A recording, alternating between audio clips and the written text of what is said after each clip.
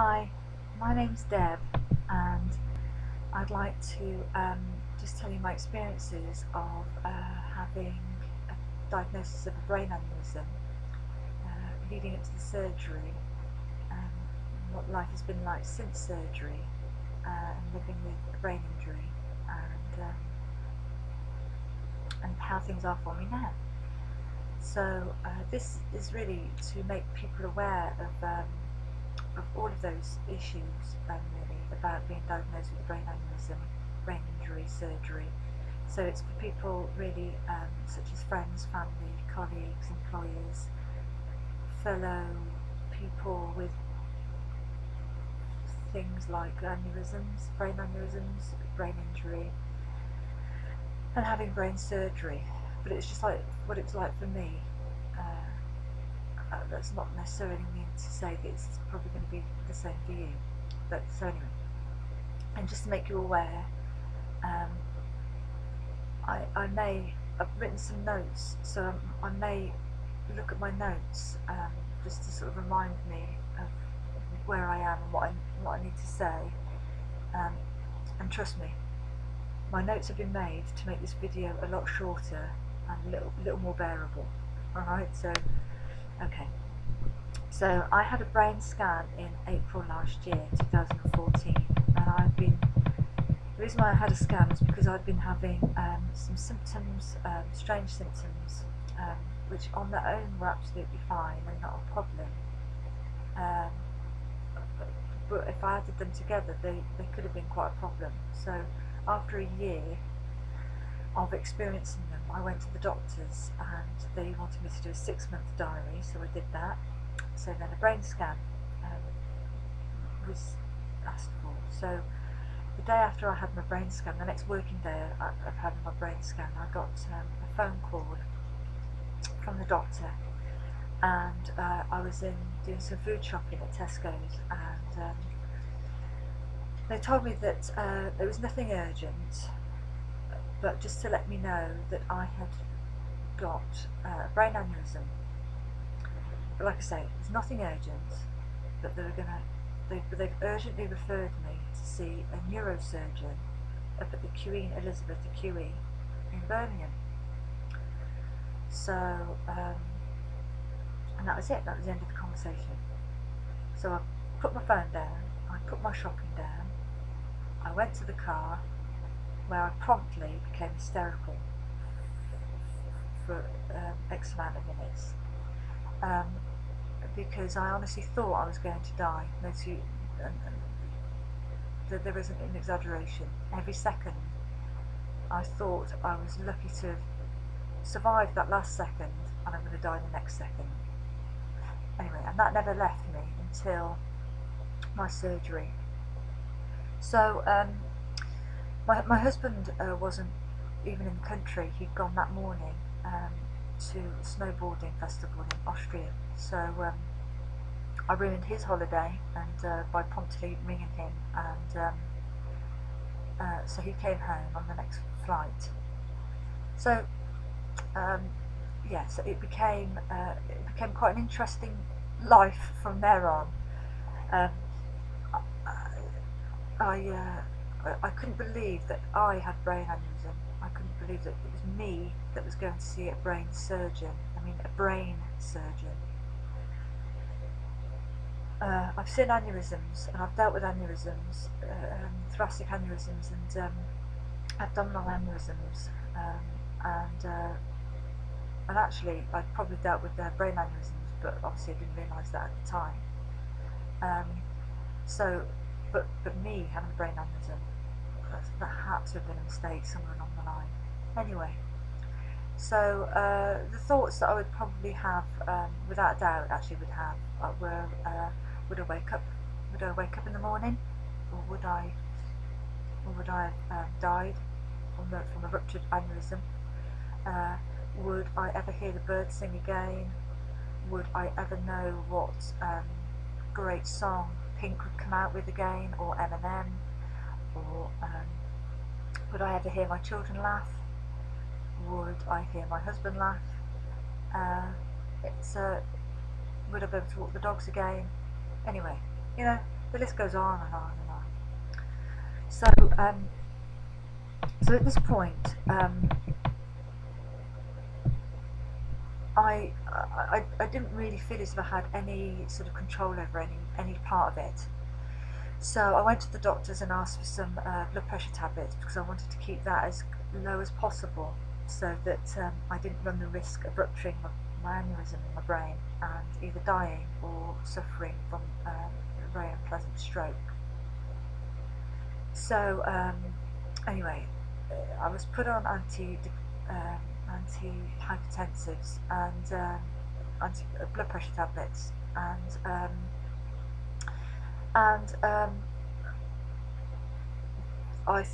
the only other way that I could sort of regain some composure and some sort of control over the aneurysm was to control my blood pressure, to get an ID charm, because if I collapsed when I was out walking the dogs on my own, nobody would know what was going on. I work in the ambulance service and have done for 15 years, and on front line, and I wanted people to tell my colleagues what was said on my charm, and it was very simple. It was very simple because not an awful lot of people really knew at work, I don't think anyway. And anyway, so I got an ID charm and I wore that all of the time. I didn't have any showers. I did hot showers. I didn't have any hot baths. I didn't do anything that would increase my blood pressure and run the risk of rupturing the aneurysm. So I also became a bit like a robot. There was nothing I found funny. Really, nothing I found funny. There was nothing. I tried ever so hard not to get emotional or upset or become hysterical, very often anyway, because again I wanted to maintain that calm, safe blood pressure. So actually thinking about it, I did pretty well. I did pretty well at trying to control it. So anyway, when I walked the dogs on my own, I would also ring my husband because he would have to be at work. I would ring my husband to let him know when I was going out to walk the dogs, which route I'd take, and when I was back from walking the dogs, just so that he would know that actually I'm safe at every point. And I would invariably walk in a field, or the fields that would be large enough for my colleagues on the air ambulance to come down and pick me up and take me straight to the Queen Elizabeth, which is where I'd have needed to be. So anyway, anybody at work, my crewmates and my husband, without a doubt, would tell you that I would research the ins and outs of anything.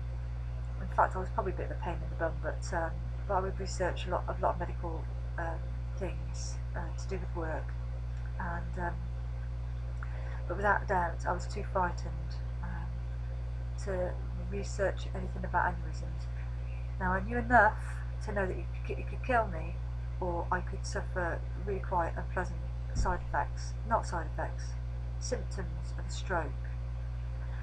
That I knew,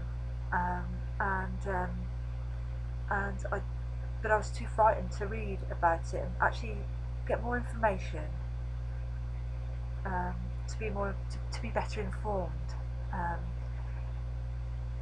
But I didn't do it because I was absolutely convinced that all I would read is you're going to die, or you're going to be totally messed up for the rest of your life. That was all I was going to read.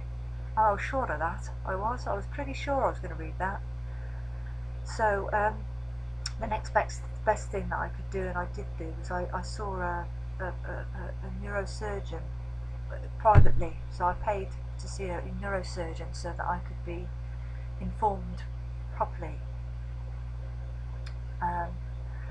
which was also quite frightening in itself, because it was almost like it made it real, because he would be talking about me because he was looking at my scan, so it became really real. And anyway, so and he was a lovely chap, you know. He was ever such a nice chap. He made me feel calmer, which was a bit of a strange thing, because he was also talking about death, and because of the positioning of my aneurysm, it was by my communication centre, which I'm sure my husband would have been absolutely delighted by, and of course my crewmate would have been would have quite appreciated that at the time. Uh, but things like paralysis and epilepsy and things, I mean, they were all very frightening to hear. Um, uh, but actually, he was a lovely chap, and he made me feel quite a lot more relaxed and calm about it. So I saw him privately, and I saw my other I saw my proper neurosurgeon at the QE a few weeks later. So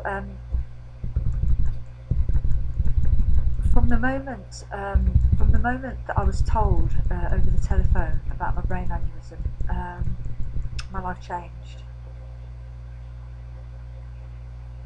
My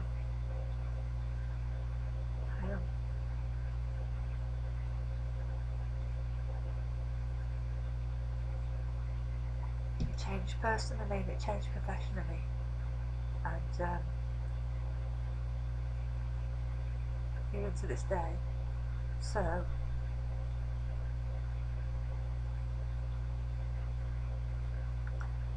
excuse me. So anyway,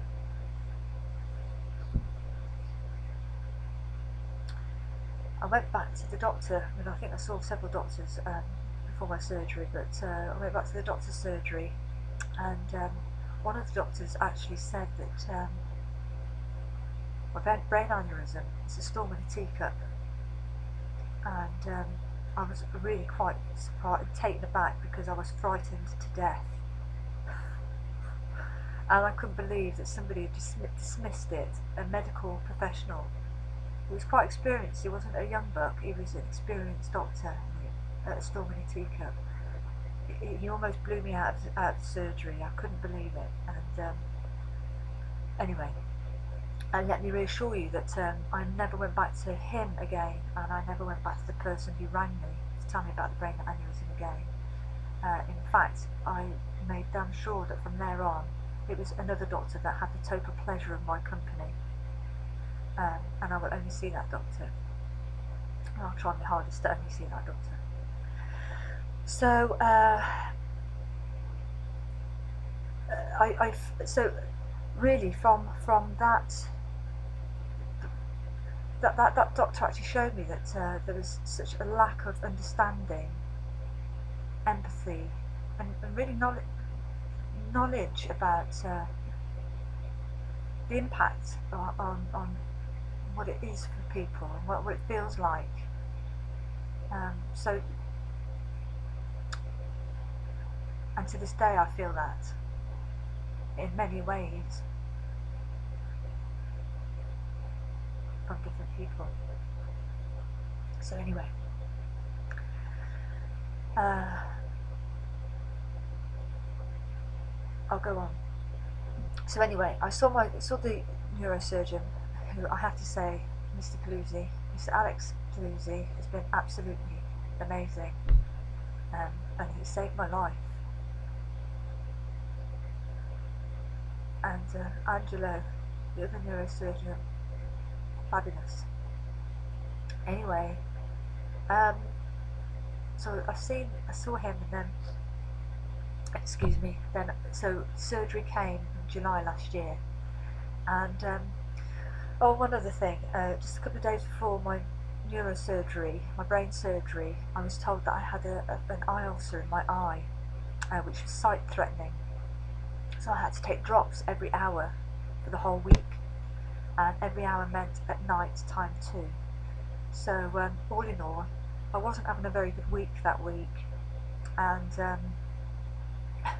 and when I turned up for the surgery, the night before the surgery, my pupil was enormous, where I had to put my drops in. It was enormous, and And for people who aren't the medical background, an enlarged pupil would indicate that you're having a stroke, or something is going on in your brain, predominantly a stroke.